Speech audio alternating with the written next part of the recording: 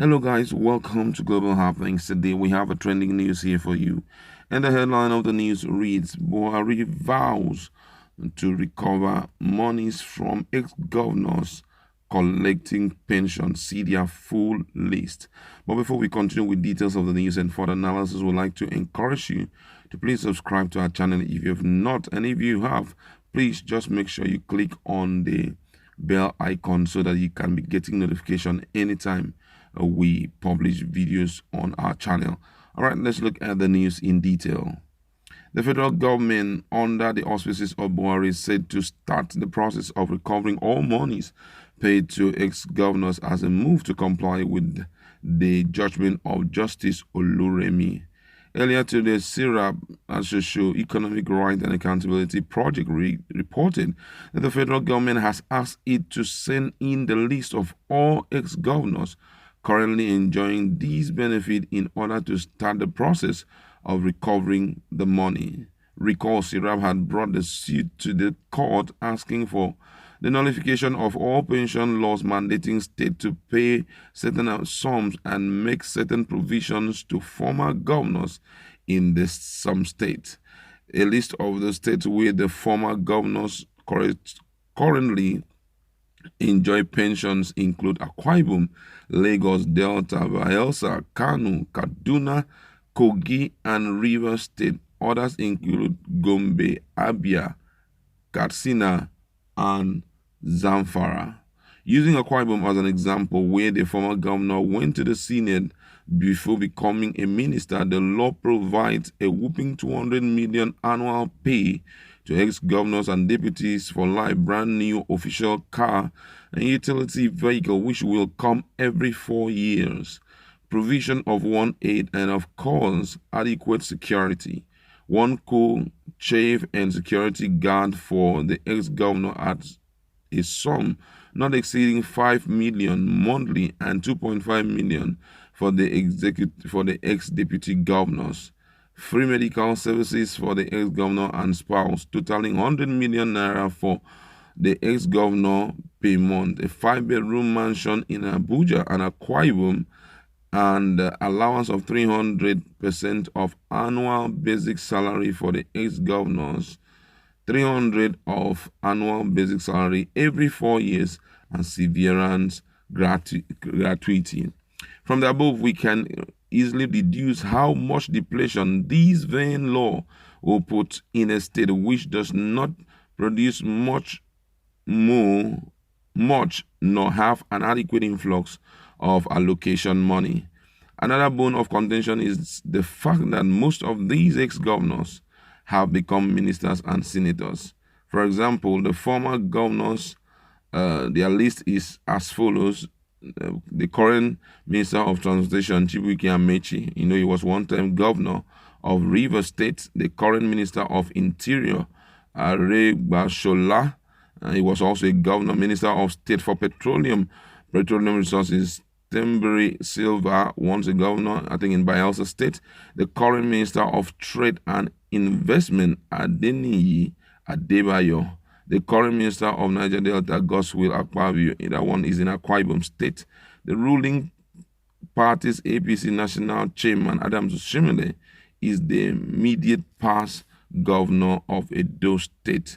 List of former governors, now senators, include Ojuzo Kalu, his successor Theodore Oji, Sam Egu, Rocha Sokorocha, Ibikunde Amosu, Kazim Shetima, Ibrahim Gaidam, Ibrahim Shekero, Aliyu Wamako, Danjuma Goje, Chimaroke Namani, Adamu Aliru, Abdullahi Adamu. The Bayelsa former governor Sireke Dike, of course, is warming up to join his colleague too. We also take into consideration that most of these former governors have been civil servants at some point before becoming governors, and there is a possibility of them still receiving pensions as former civil servants. So what justifies these huge vain laws which still seek to accord them this type of bogus payment when the common man still stay hungry on the street? SIRAP has done noble, and we really implore the federal government to recover all cash these leaders have collected thus far. All right, but before we go on with the further analysis, we just want to look at what Nigerians are saying. And the first guy here says, thanks to Sirab, it's not only those in current list, but all those who have served previously. One cannot be taking pension as retired civil servant, taking salaries or pension as governors, and at the same time taking salaries and order additional as senator. This is wickedness in the highest order. The person should choose one.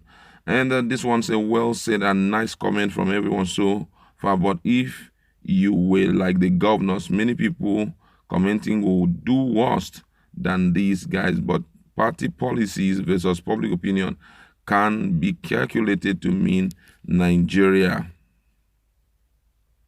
Legislation versus the judicial interpretation can be calculated to mean studying fish out of water in Nigeria. Serap, we held thee for contending to fight with rulers of devil new age. I assure looters or of our commonwealth that they can only win the battle, but not the war. And I want here my prayer for Serap is that as they seek welfare of the common man, God will seek theirs. How on earth do governors bleach state pension laws that stipulate service of 10 years to qualify for pension as two tenors do not even qualify them.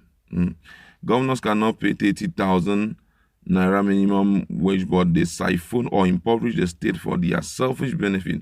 God will judge them for what a man sow, that is what he will reap. Okay, the last one I'm going to take here says Nigeria need total abolishment of 1999 constitution, who gave room to all ex-governors and ex-presidents to receive pension after all the money they have embezzled when they were in power. Those who deserve to receive pension are the civil servants like retired teachers, retired public servants like paramilitary, not those that retire as officers. I mean sergeant and corporal and other equivalent rank. All right, let's look at the news.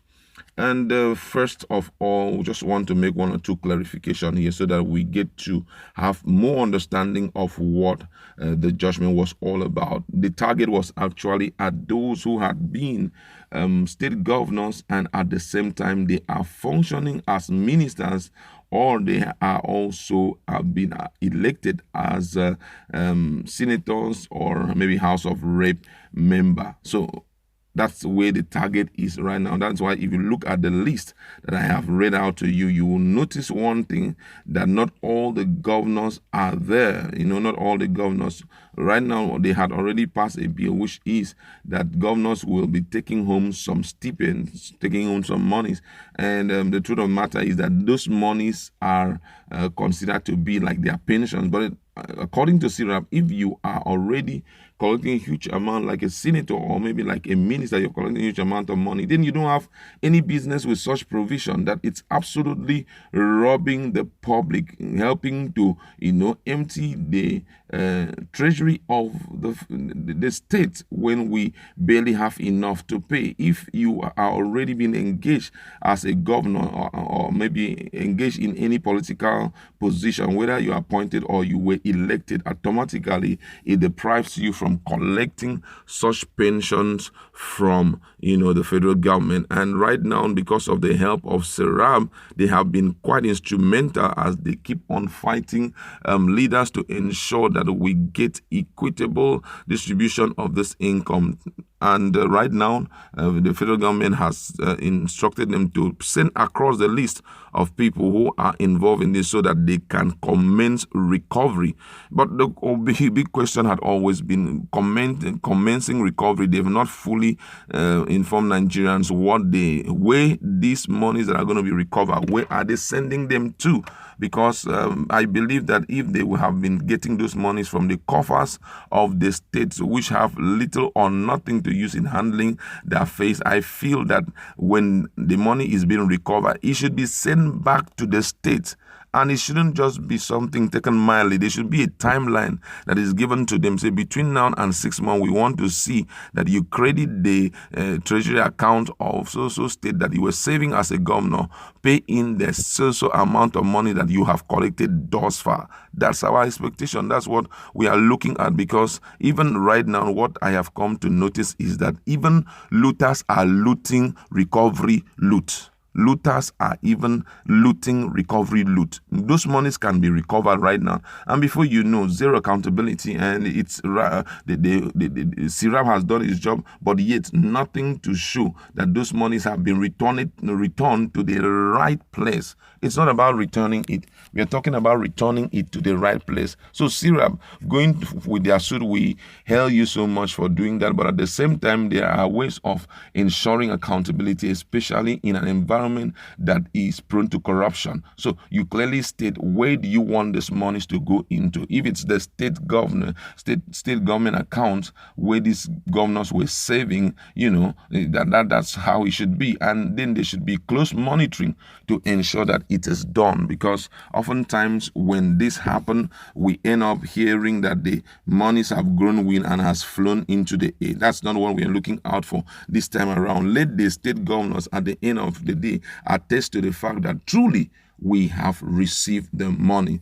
And they should also make sure they continually put pressure on the federal government, to do this. There shouldn't be any form of, ethnicity in this case, because after all, we are not trying to take from them that which rightfully belong to them. We are only trying to make sure that the monies that is in the coffers of the government is used appropriately. And if it must be distributed, it must be distributed equitably. All right, that's where we're going to leave it. Go to our comment section. Let us interact. What's your position on this issue? Do you think that the federal government would take it up as a huge responsibility to recover these monies paid as pension to ex-governors as demanded by Justice or by Judge Oluremi